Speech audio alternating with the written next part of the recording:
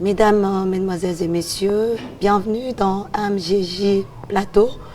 Vous êtes dans votre émission Parole à l'invité. Aujourd'hui, nous recevons un homme de Dieu, un serviteur de Dieu. Il va devoir se présenter. Et aujourd'hui, nous parlons d'un sujet profond qui est le prophétique aujourd'hui. Et je vous dis de rester toujours branchés sur MJJ Plateau. Bienvenue à tous et à toutes. Merci beaucoup, comme j'étais en train de vous dire que vous êtes dans votre émission Parole invitée. Et aujourd'hui, comme je vous le disais, que nous sommes en train de recevoir un homme de Dieu puissant, un homme de Dieu qui a eu un long parcours avec Dieu. Et ensemble avec vous, nous allons les découvrir. Bonjour, papa. Bonjour, maman Francine. Pouvez-vous vous présenter, s'il vous plaît? Merci beaucoup. Je m'appelle Prophète Sylvain. Je suis serviteur de Dieu au sein du ministère Génération Joël Bougnan. Merci beaucoup. Merci. Nous recevons le prophète Sylvain Nombi. Il est en train d'œuvrer au sein des ministères Génération Joël dans la ville de Bougnan, Cariboussana. Comme je vous ai dit que nous étions dans une autre émission qui parle de parole à l'invité, une émission qui est claire, qui édifie, qui transforme. Et aujourd'hui, nous sommes en train de parler ensemble avec le prophète Sylvain sur ce thème qui dit le prophétique aujourd'hui. Alors, prophète, sans toutefois tarder, nous voulons savoir comment avez-vous d'abord reçu cet appel de Dieu? Merci beaucoup, maman Francine.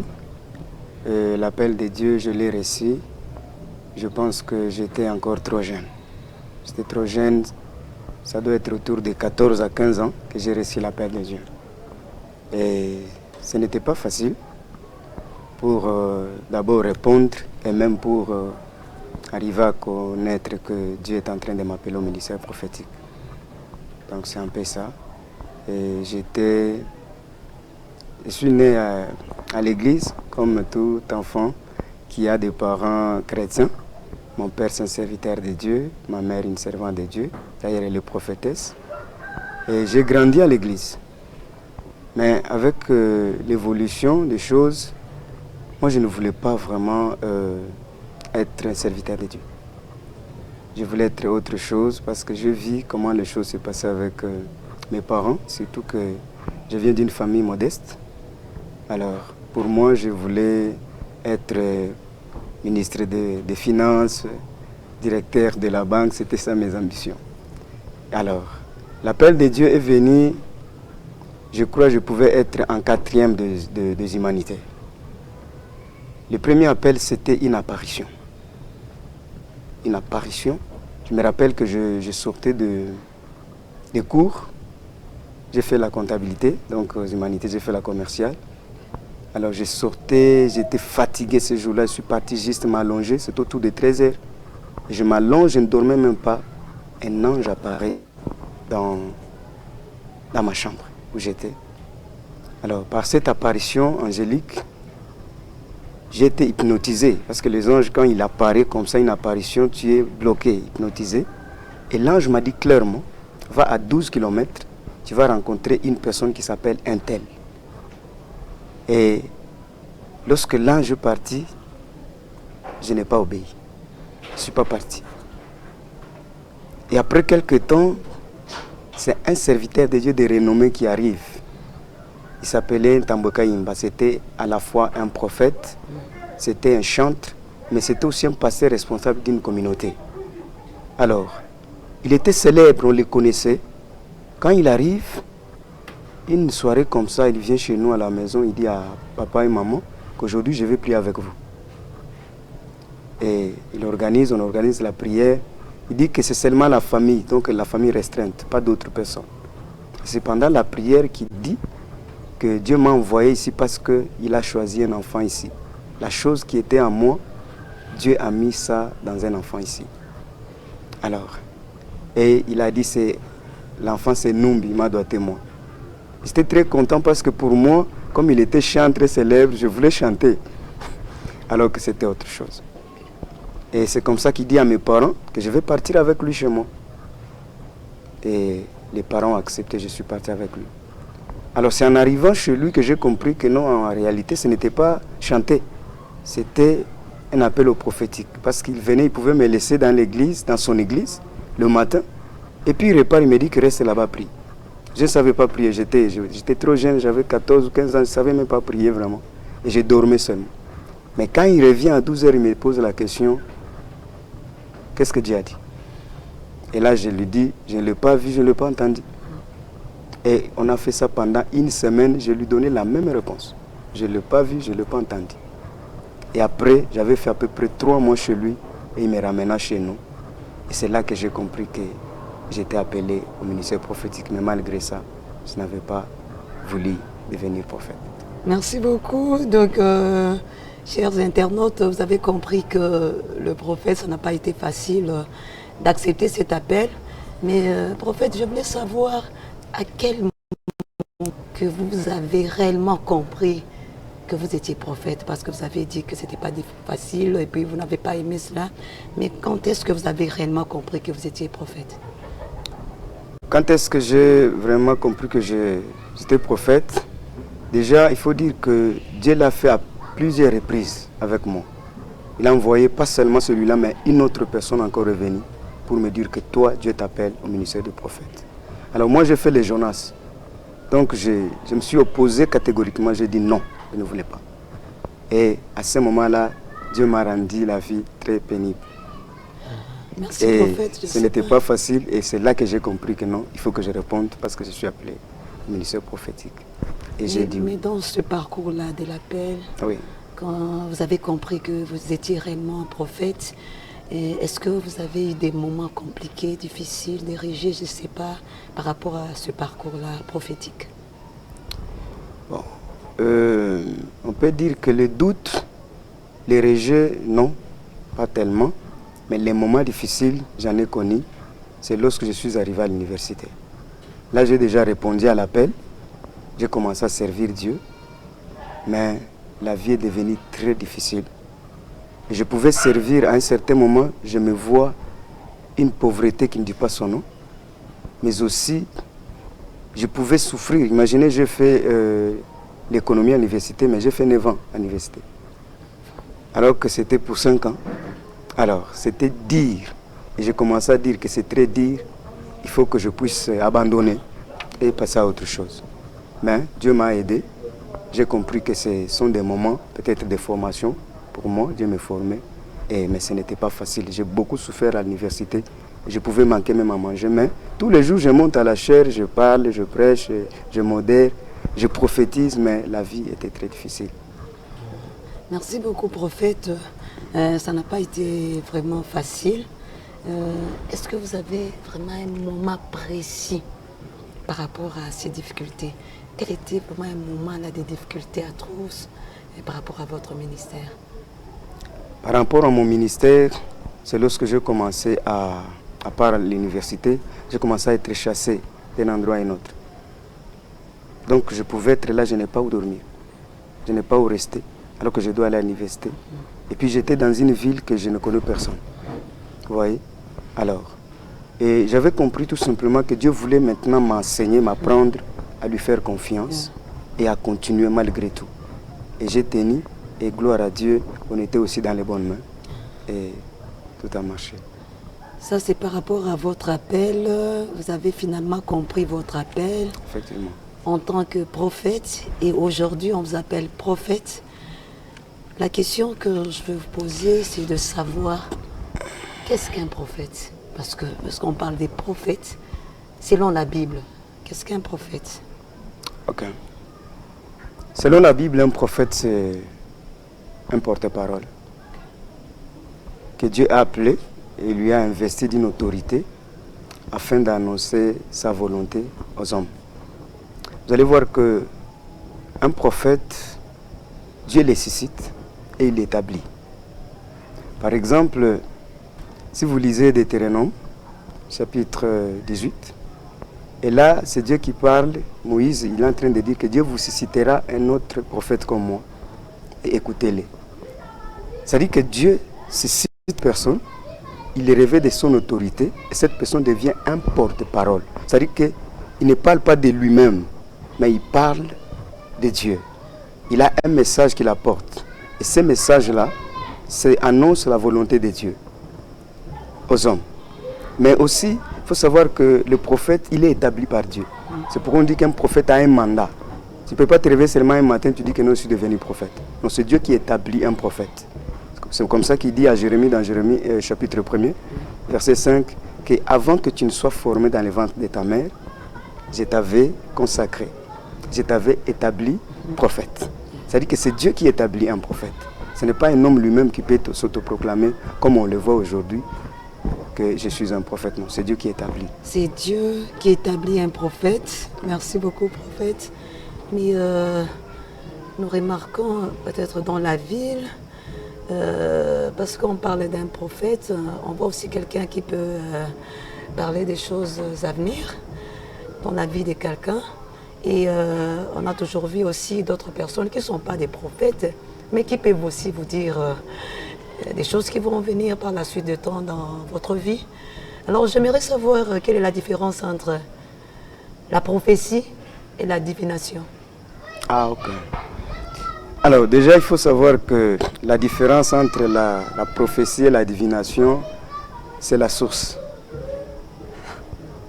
C'est la source. Parce que celui qui fait la divination, il vous parle des choses. Celui qui prophétise aussi, il vous parle des choses. Mais la différence, c'est d'abord par rapport à la source. D'où vient ce qu'il est en train de dire.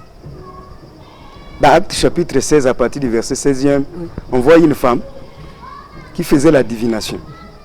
Et la Bible dit que Paul et Silas y montaient à la prière et chaque jour cette femme était derrière. Elle était en train de dire, ceci sont des hommes de Dieu. Dit Dieu très haut, il faut les respecter, il faut les écouter. Tous les jours elle faisait ça. Est-ce qu'elle mentait? Non, elle ne mentait pas. Elle disait la vérité. Mais sa source, la Bible dit que c'était l'esprit de Python. C'est-à-dire que c'était un démon qui le poussait à parler. Mais la prophétie, par contre, la source, c'est le Saint-Esprit. Oui. La Bible dit dans 2 Pierre, chapitre 1er, verset 21, que c'est poussé par l'Esprit que les hommes ont prophétisé. On parlait de la part de Dieu.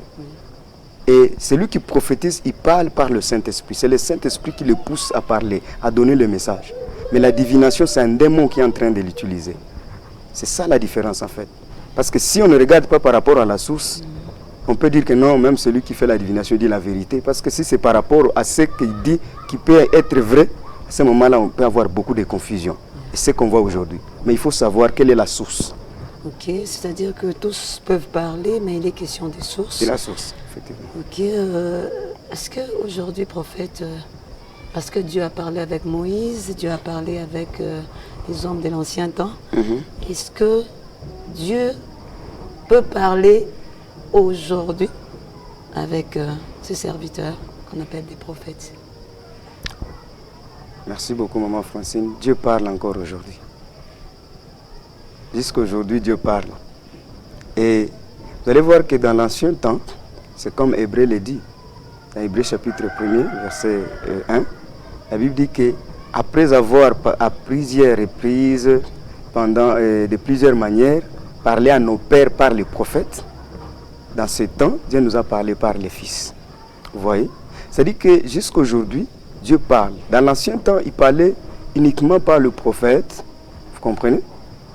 Les prophètes, c'est eux qui ont amené la loi, donc qui ont donné la loi. Dieu a parlé, ils ont donné la loi. Le prophète est en train de parler dans l'Ancien Testament pour dénoncer, par exemple, le péché du peuple, pour amener le peuple à la repentance vers Dieu. Mais dans notre temps, Dieu parle encore au travers du prophète de notre temps, mais Dieu parle aussi au travers de sa parole, qui est la Bible. La parole de Dieu, c'est un moyen par lequel Dieu nous parle. Mais la Bible aussi dit que Dieu parle tantôt d'une manière, tantôt d'une autre. Dans Job, chapitre 33, à partir du verset 14. Ça veut dire que jusqu'aujourd'hui, Dieu continue à parler aux hommes. Il parle de plusieurs manières, par de rêves, par des songes, par des prophéties, et il parle de plusieurs manières. Par des prédications, Dieu parle toujours. Donc c'est-à-dire, prophète, on peut dire que Dieu parle à tout le monde. Dieu parlait à tout le monde en tant que Dieu, il est capable de parler à sa création. Vous comprenez? Dieu a parlé à Pharaon, par exemple, en Égypte. Mais Pharaon était un païen. Dieu parle, mais il y a des personnes que Dieu utilise comme canal. Ce sont des gens que Dieu a établis, que le Saint-Esprit a donné les dons de la prophétie. Mais au-delà de ça, il y a des ministres de la parole. Il y a des prophètes. Mais Dieu parle par qui il veut et comme il veut. Il parle à tout le monde, oui. Il parle même aux arbres. Il peut ordonner même aux eaux. C'est-à-dire que Dieu parle à la création. Mais Dieu parle aussi à chacun de nous. Okay. Chacun de nous doit comprendre que Dieu lui parle d'une manière ou d'une autre. Et donc, si Dieu parle à tout le monde, c'est-à-dire tout le monde est appelé à prophétiser? Ok. Je pense que dans notre temps, tout chrétien qui a le Saint-Esprit peut prophétiser. Pourquoi? Parce que c'est le Saint-Esprit qui nous donne le message de Dieu. D'accord? Alors, puisque le Saint-Esprit nous communique la volonté de Dieu, or chaque chrétien, celui qui a reçu Jésus-Christ, il a l'Esprit de Dieu en lui. Dieu nous parle par son Esprit. Mais, dire que Dieu peut te parler par un païen, mais je pense que il peut aussi utiliser ce canal s'il le veut. Mais beaucoup plus, pour les chrétiens, chaque chrétien, Dieu lui parle par l'Esprit qui est en lui. On écoute Dieu par la voix intérieure. Et Dieu parle de plusieurs manières. Je vous donne un exemple. J'arrive à la maison, je fais quelques jours. Et des fois, quand je prépare mes messages, j'écris sur les spot-it, donc de petits bouts de papier. Alors, j'avais écrit, là où j'étais parti prêcher dans une église, pas même dans cette ville, j'avais dit, il faut que tu te lèves pour changer ta situation. Alors, je viens à la maison, les petits bouts de papier tombent, c'est madame qui prend. Elle prend, elle lit, je les vois jeter. Elle jette directement, je dis, mais qu'est-ce que tu as jeté comme ça? Je récupère les papiers, c'est là où j'avais écrit qu'il faut que tu te lèves toi-même pour changer ta situation. Et je l'ai vu après quelques temps, elle commence à sortir au salon en train de prier de 22h à 0h. C'est-à-dire qu'au travers de ce papier-là, elle a écouté Dieu. Alors que, quand moi j'écrivais, je ne m'adressais pas à elle. Vous voyez? C'est-à-dire que Dieu parle tantôt d'une manière, tantôt d'une autre, et il parle à qui il veut. Et surtout, le Saint-Esprit à nous peut même au travers une situation qui se passe, un événement, tu peux comprendre que Dieu est en train de me dire quelque chose là. C'est question d'être attentif. Merci beaucoup, prophète, fidèles internautes. Vous êtes dans votre émission Parole à l'invité sur ce plateau MJJ. Alors, comme je vous disais, aujourd'hui, nous avons reçu un homme de Dieu, un serviteur de Dieu puissant, qui est prophète de son état, le prophète Sylvain Nombi. Nous sommes en train de parler sur ce sujet qui dit le prophétique aujourd'hui. Et vous avez suivi les déclarations de l'homme de Dieu. Il nous a parlé de comment est-ce que Dieu parle. Il peut parler à tout un chacun et il est souverain pour nous parler. Et du moment qu'on a le Saint-Esprit, donc on peut l'écouter et on peut aussi prophétiser. Voilà, prophète, nous continuons avec notre émission. Aujourd'hui, nous avons beaucoup de prophètes. C'est-à-dire, s'il y a des prophètes, s'il y a des vrais, il y a aussi des faux. Ouais. Alors, je voulais comprendre comment est-ce qu'on peut distinguer les vrais des faux. Ok. Oui. Comment on peut distinguer les vrais prophètes et les faux? Yeah. Avant d'aller plus loin, j'aimerais dire que depuis le temps ancien, il y a eu toujours des faux et des vrais. Mais ce que vous devez savoir, les vrais sont plus nombreux que les faux. Mais comment on va les distinguer? Parce que tous ils donnent des messages. Tous ils annoncent les choses ou l'avenir. Alors comment on saura que lui c'est un vrai prophète, lui c'est un faux? Je dois toujours recourir à la parole de Dieu. Matthieu chapitre 7, à partir du verset 15, la Bible dit qu'il y aura beaucoup de faux prophètes dans les derniers temps, mais vous les reconnaîtrez à leurs fruits. C'est-à-dire que pour distinguer un vrai d'un faux, c'est par rapport à ce qu'il produit. Parce qu'un bon arbre ne peut produire que des bons fruits. Et un mauvais arbre ne peut jamais produire de bons fruits. Il produira toujours des mauvais. Vous voyez? Par rapport à ce qu'il fait, c'est vrai, on voit les dons, on voit ce qu'il dit. Mais par rapport à sa vie, quelle est la qualité de la vie qu'a le prophète? Un jour, je rencontre une dame, elle me dit, papa, je suis venu, j'ai besoin que vous puissiez prier pour moi. J'étais parti voir un prophète, mais il a prié pour moi, mais rien n'a changé. J'ai dit, il a prié pour toi. Mais si lui, ça n'a pas changé, tu crois que chez moi, ça va changer? Oui, je crois. Pourquoi? Parce que lui, il avait appliqué des choses. J'ai dit, il a appliqué quoi? Oh, le prophète m'a dit que je puisse enlever tous les habits, qu'il puisse me laver et me oindre. J'ai dit, toi aussi tu l'as fait. Elle dit, oui papa, j'ai cherché la guérison. J'ai dit, comment ça? Est-ce que tu as vu quelque part dans la Bible où on a dit que non, pour prier pour quelqu'un, il faut enlever les habits et les oindre? Ça n'existe pas. C'est-à-dire que par rapport à ce qu'il produit, ça montre déjà que ce prophète-là, il a un problème. On va regarder le prophète, premièrement, d'abord par ce qu'il produit. Mais deuxièmement, la Bible dit qu'on doit aussi discerner les esprits. Le Saint-Esprit nous permet d'avoir un discernement pour savoir connaître les vrais et les faux. Vous voyez? Par rapport à la vie de quelqu'un, toi tu es prophète. Après nous avoir donné les messages, on te trouve encore, je ne sais pas moi, dans une boîte de nuit en train de chanter. Mais qu'est-ce que nous allons conclure quoi? Vous voyez? Toi tu es prophète. Tu nous édifies, tu nous parles bien, tu nous dis même que non, avec des dates, des adresses, tout, tu es précis. Mais, quand il y a quelque chose qui arrive, pour lequel on a besoin de voir ta sagesse, c'est là qu'on voit, on découvre que non, vraiment, le prophète agit comme quelqu'un qui ne connaît pas la parole de Dieu. Vous voyez? C'est-à-dire qu'au travers de nos actes, au travers ce que nous faisons, c'est à partir de là qu'on va distinguer qu'il est vrai ou il est faux. Parce que si on se mettait seulement par rapport à la prophétie, par rapport à ce qu'ils voient, c'est difficile de les distinguer. Mais par rapport à leur caractère. Le vrai prophète a le caractère de Dieu. Le vrai prophète ressemble à Christ. Parce que n'oubliez pas que le prophète du Nouveau Testament, c'est d'abord un enseignant de la parole de Dieu. Il fait partie des 5 ministères que Christ a donné à l'Église pour le perfectionnement. Et le prophète du Nouveau Testament, lui, il prépare l'Église à la rencontre de Christ. Et déjà par son caractère, par sa vie, on doit déjà voir Christ au travers de sa vie.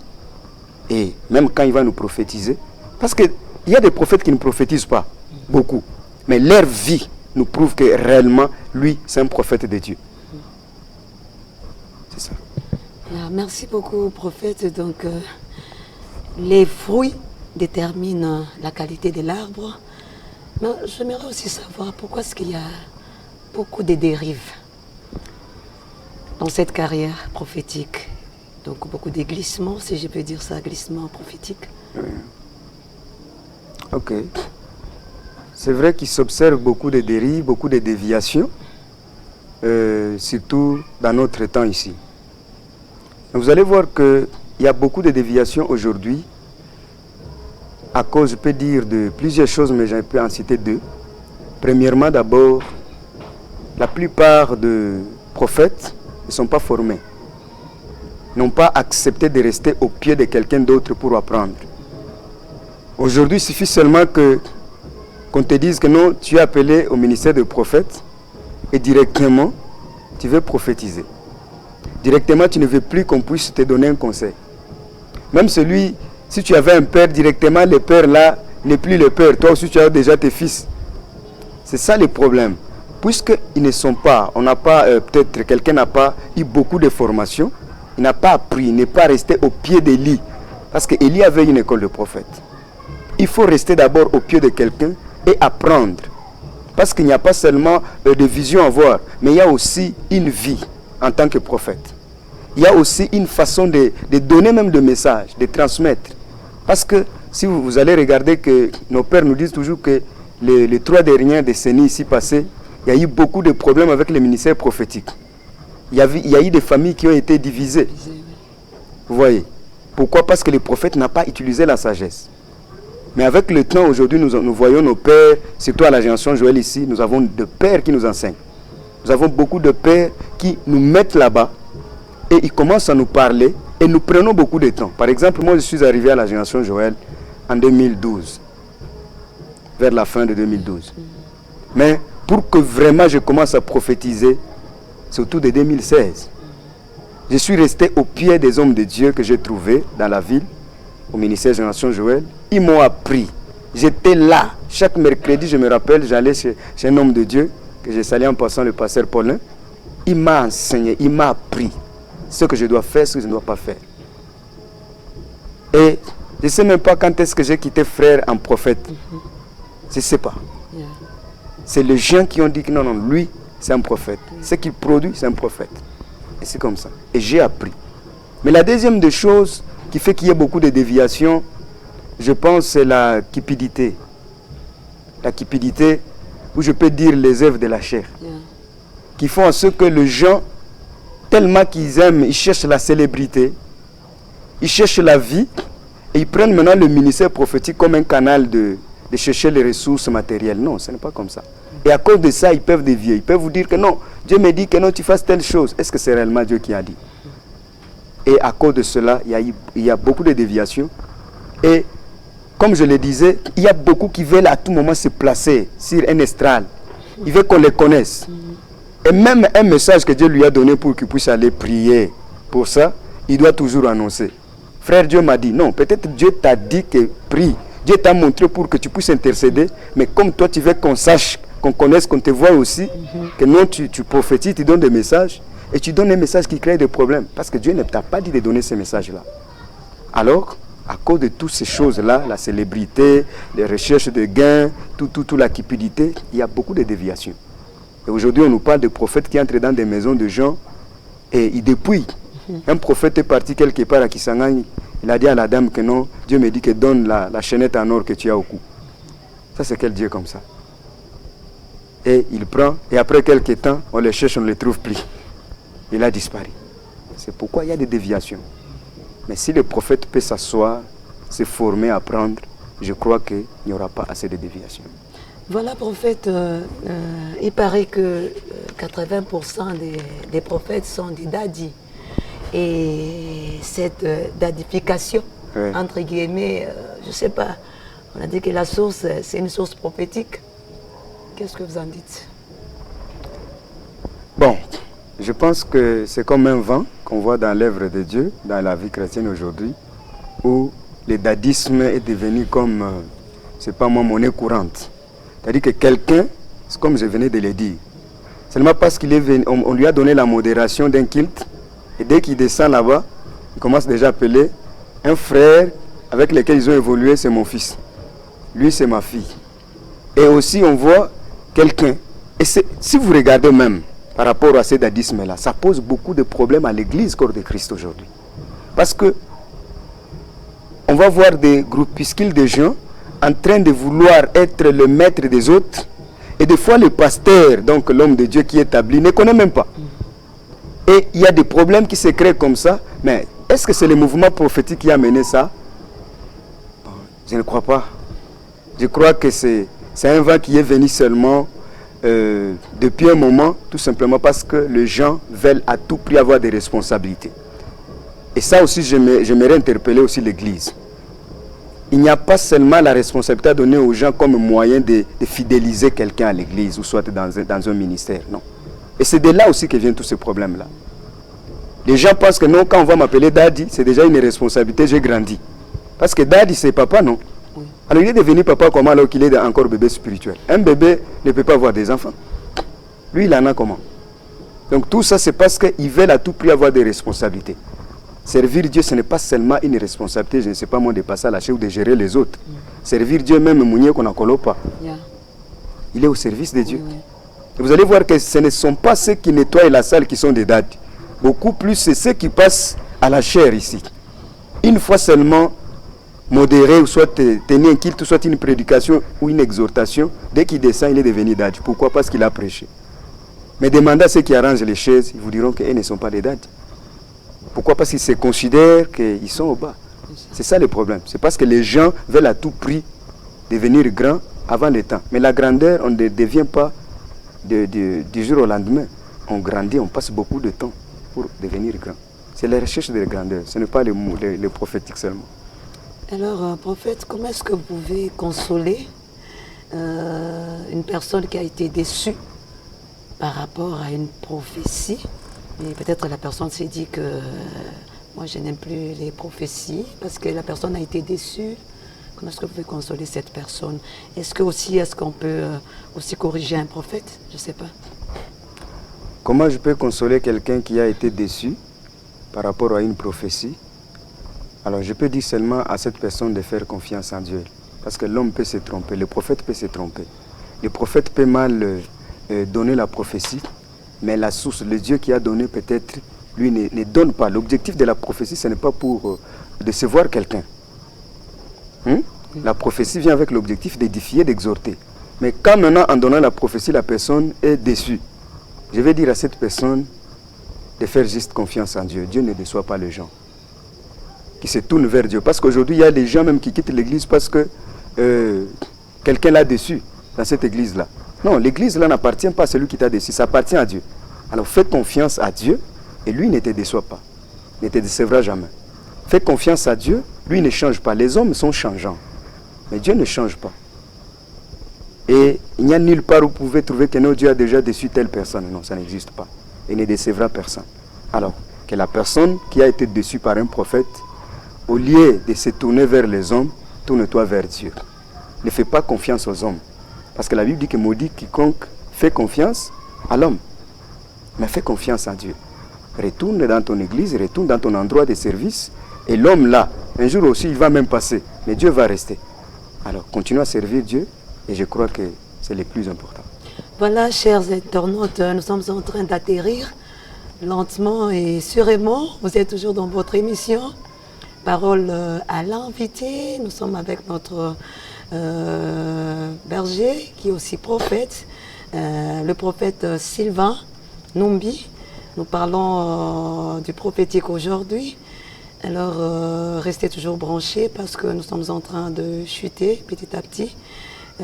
Prophète, vous nous avez dit, vous avez brossé au début là pour dire que Dieu peut parler à tout un chacun et que tout le monde peut l'écouter.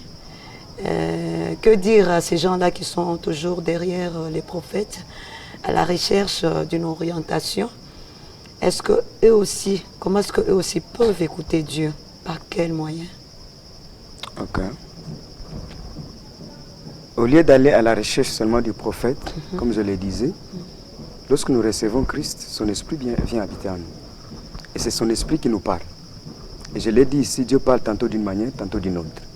Alors, la parole de Dieu, c'est le moyen par lequel, même quand Dieu se tait, il ne parle pas, c'est-à-dire que tout est calme, tu peux recourir à la parole de Dieu.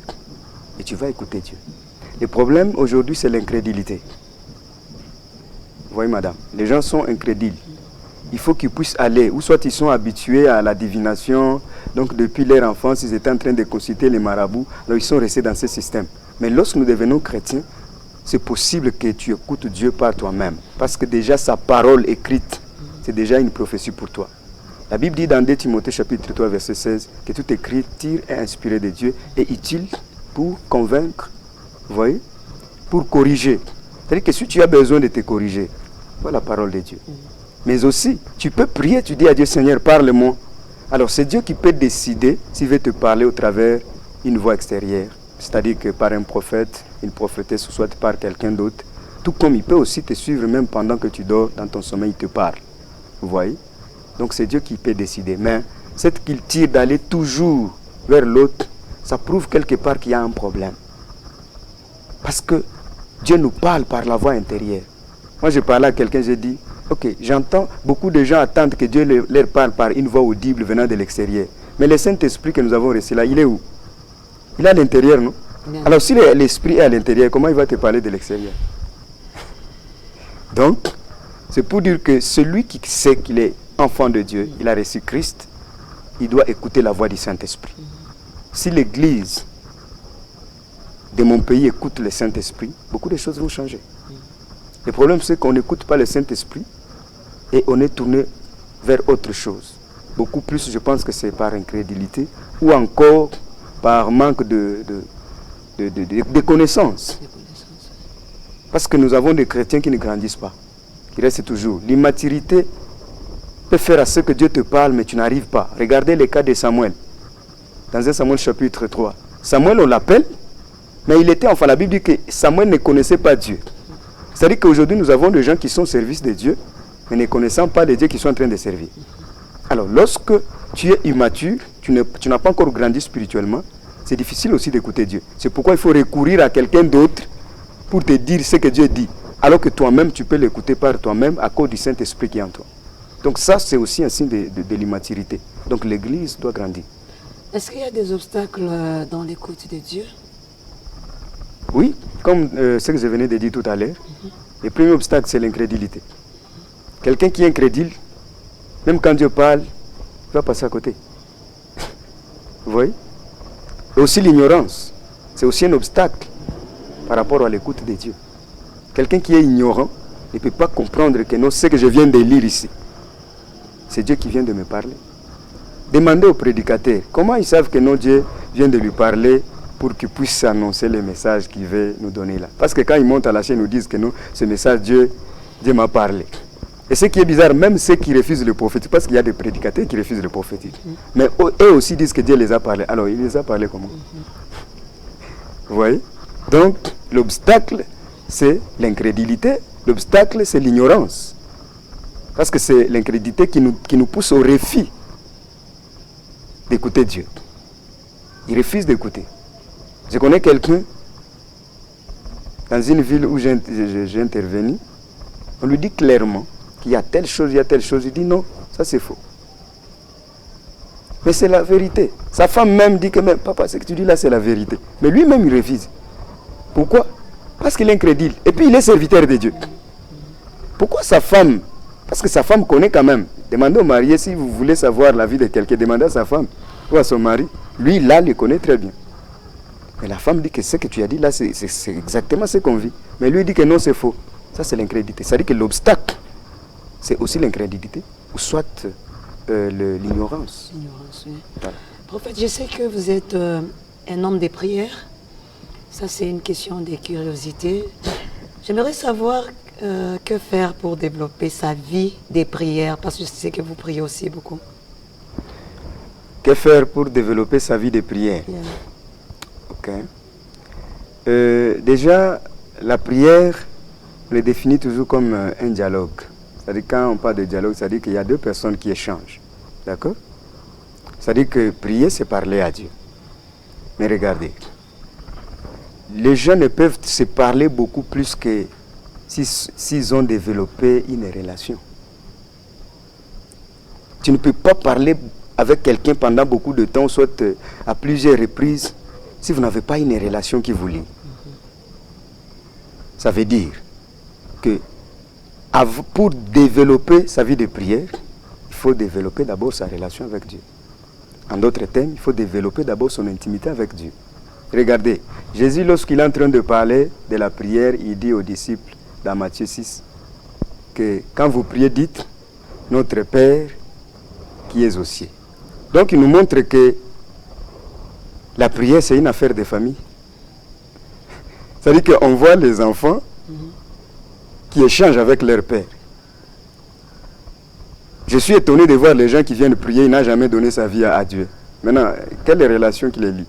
Parce que si c'est la prière, c'est une affaire de famille. Ce sont des enfants qui doivent s'approcher de papa. Ce qui fait que, regardez, Jésus a produit beaucoup de résultats. Parce qu'il parlait à son père. Et le père, nous tous nous savons ici, aucun père ne peut refuser quelque chose à son fils. D'ailleurs, il a dit ça dans Matthieu. Si vous, méchants comme vous l'êtes, vous donnez des bonnes choses à vos fils quand ils vous demandent. Donc ça veut dire, pour développer sa vie de prière, il faut d'abord développer sa relation avec Dieu, son intimité. Parce que c'est celui qui est intime de Dieu qui ne va pas s'arrêter de lui parler. Même si je lui ai parlé le matin, il faut qu'à 12h je lui parle encore. Même si on a parlé à 12h, il faut que le soir, demandez au marié, il parle tout le temps. Demandez aux frères et sœurs, il parle tout le temps. Demandez aux amis, il parle tout le temps. Pourquoi? Parce qu'ils sont intimes. Ils sont dans une relation profonde. Alors si ta relation avec Dieu n'est pas profonde, tu n'arriveras pas à prier. D'où vient que les gens passent beaucoup de temps à prier, ils prient sans s'arrêter. C'est parce qu'ils sont dans une relation profonde avec Dieu. Mais quelqu'un d'autre, vous allez dire, prions. Il va parler 2 minutes, c'est beaucoup. Il commence à regarder de gauche à droite. La différence, c'est quoi? Il n'est pas intime à Dieu. Il n'a pas développé une relation avec Dieu. Mon secret, c'est que j'ai développé ma relation et je continue à développer ma relation avec Dieu, mon intimité avec Dieu tous les jours, au travers la méditation de la parole de Dieu, au travers l'écoute. Quand les autres prêchent, j'écoute, je l'entends parler. Je peux écouter une prédication, c'est comme si dans cette prédication, il m'a dit, cherche-moi le soir. Voilà un peu. Voilà, prophète, nous sommes arrivés presque à la fin de ce numéro. Vous avez parlé de beaucoup de choses, de l'appel, des difficultés, du prophète, de la vie des prières même. Alors, dans une phrase, est-ce que vous pouvez résumer dans une phrase tout ce que vous avez dit? Merci beaucoup. Et pour résumer, c'est vrai qu'on a parlé de beaucoup de choses. Il faut savoir que le prophétique, ou soit déjà le prophétique, on voit tout ce qui est lié au prophète et au don. Mais le prophète, c'est quelqu'un que Dieu a appelé comme porte-parole. Et cette personne, Dieu l'a investi d'une autorité, et de son esprit pour apporter sa volonté aux hommes. Et Dieu parle jusqu'aujourd'hui. Seulement qu'il parle tantôt d'une manière, tantôt d'une autre. C'est à nous d'être attentifs. Mais l'Église doit savoir que Christ nous avait déjà prévenu que dans ce temps ici, il y aura des faux prophètes. Mais on va reconnaître, on va les distinguer au travers leurs fruits, au travers leurs pratiques, au travers ce qu'ils font. Tu n'as pas besoin de dire que non, il est faux. Pour que je dise qu'il est faux, c'est seulement parce que ce qu'il a dit ne s'est pas accompli. Mais ça peut s'accomplir même après sa mort. Isaïe a prophétisé sur Jésus, mais ça s'est accompli plus tard. Donc, nous devons distinguer les faux et les vrais au travers les fruits, ce qu'ils produisent. C'est ce que nous devons retenir. Mais aussi, nous devons comprendre que si nous voulons aller loin avec Dieu, nous devons grandir spirituellement. Nous devons avoir de la maturité pour comprendre quand Dieu nous parle et que nous puissions obéir. Et sortir de l'incrédulité et de l'ignorance. Et développer une intimité avec Dieu. Ce qui va nous amener aussi à une prière, à une vie de prière intense, à une vie de prière sans cesse avec lui. Voilà, chers internautes, mesdames, mesdemoiselles et messieurs, nous voici à la fin de ce numéro. Retenons que Dieu parle encore, mais nous devons aussi faire preuve de discernement. Comme je vous le disais, nous avons reçu dans ce numéro, parole à l'invité sur MJJ Plateau, le prophète Sylvain Nombi, qui est du ministère Génération Joël Bounia. Merci prophète. C'est moi qui vous remercie, madame. Fidèles auditeurs, fidèles téléspectateurs, chers internautes, voilà qui met un terme à ce numéro qui a parlé de prophétique aujourd'hui. Moi, c'était Francine Feza. Et de l'autre côté, on a eu la technicité de Fabien Kibongue et de Jonathan Kombozi. Nous disons merci à tout celui qui nous a suivis et nous vous disons que le prochain numéro, c'est très bientôt. Au revoir chez vous.